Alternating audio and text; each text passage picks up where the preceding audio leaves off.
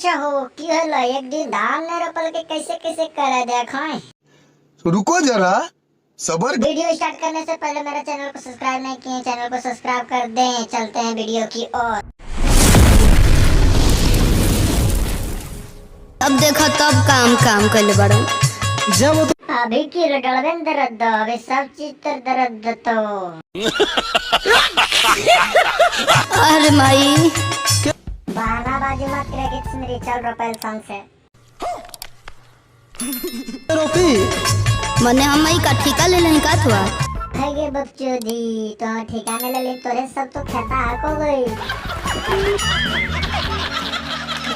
सुनावा निहुर कहीं रोपनी आए निहुर के कहले कुछ करना कोने कोई गे। आज का वीडियो यहीं से समाप्त हो गया। खत्म।